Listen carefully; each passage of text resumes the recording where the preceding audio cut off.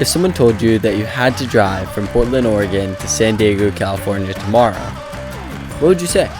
The trip is over 1,000 miles and would take you 16 hours, but what if someone told you instead that you had to run?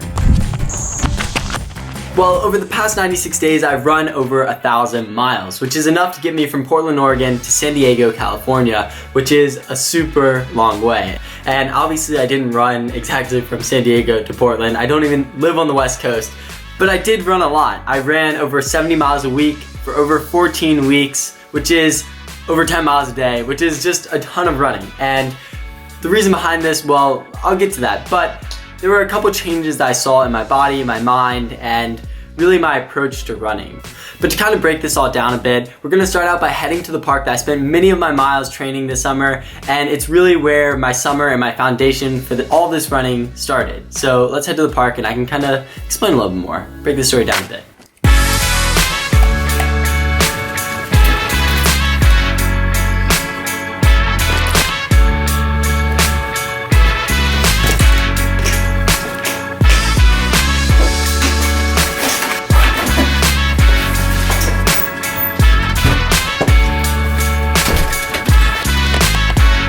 Oh wait.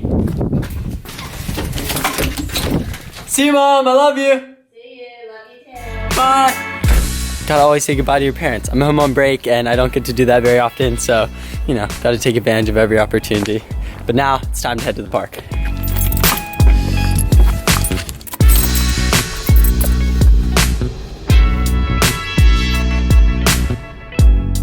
So the reason I ran at this park was because a bunch of my friends put together this group called Front Porch Track Club.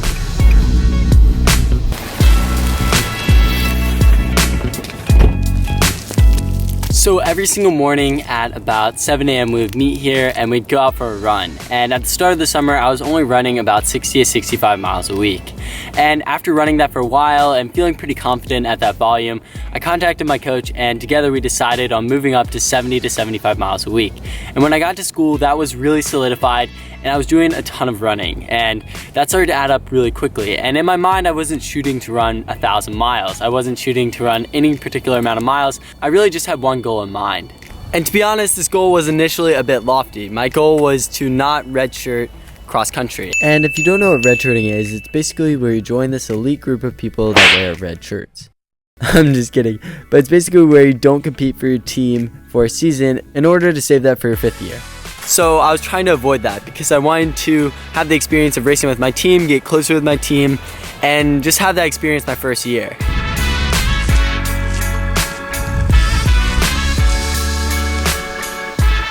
And I ended up achieving my goal and having the ability to not redshirt. I got to race with my team, get closer with my team on all these trips, and travel across the country. And on top of that, I got to share all these experiences with you all on YouTube. So thank you for that opportunity, and I'm just really happy for that. But all this running did teach me something. It taught me stuff about my body, my mind, and how I approach running. Let me dive into how it affected my body, and I'll get to how it really affected my running a little bit later.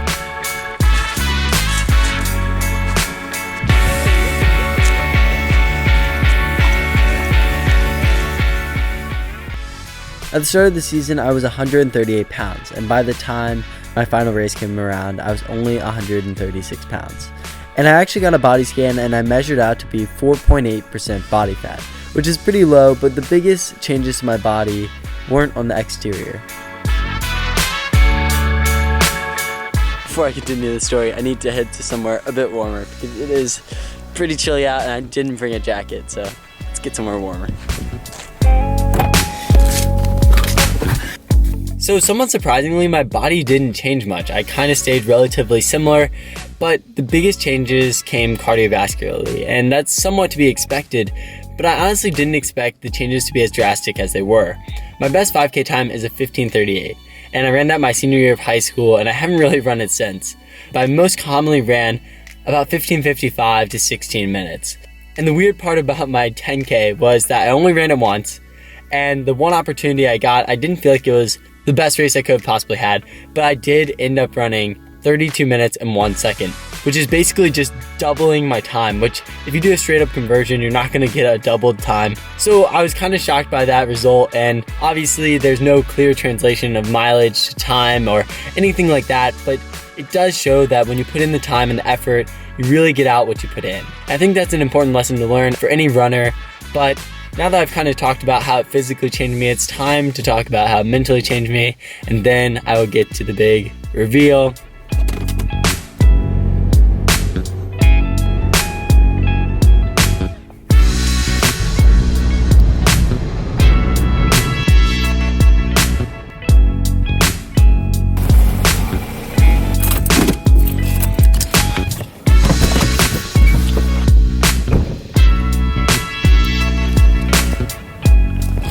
Okay, so I know these people. I'm just kidding, it's my dad's house. So behind my dad's house is this place I used to call the Creek when I was much younger, and that's where we're going right now. It's kind of not super amazing, but when I was younger I thought it was super cool and like really clean and stuff, but yeah, let's head on back.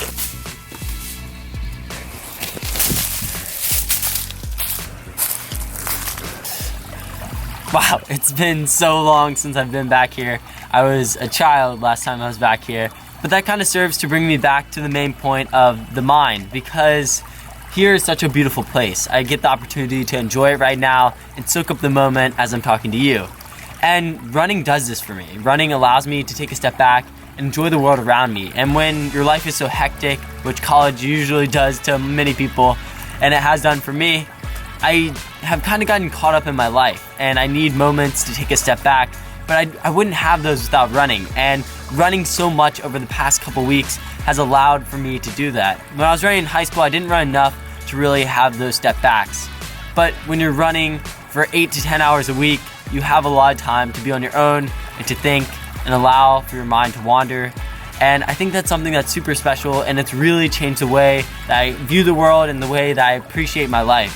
It's something that gives all these miles so much value, and I know this got really deep really quickly, so I'm sorry for that. But now it's finally time to talk about my final point. And so the ultimate lesson that I learned from running 1,000 miles in 96 days was said by a speaker that came to talk to my team. She said, "Surrender to the experience." And that didn't immediately hit me, but after weeks of training and a couple hard workouts, I realized what she meant, because when things really got tough, I allowed myself to let go, and I allowed myself to surrender to the pain and just experience the moment. I wasn't thinking about how much it was hurting, I wasn't thinking about dropping off the pace, I just surrendered to it, and I allowed it to be a thing that was happening, and then I continued pushing through it.